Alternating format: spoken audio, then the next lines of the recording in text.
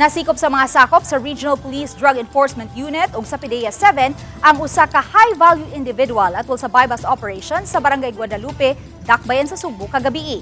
Ang nasikop giila sa alias nga Aga, 49 anyos, minyo ug mulupyo sa lungsod sa San Fernando.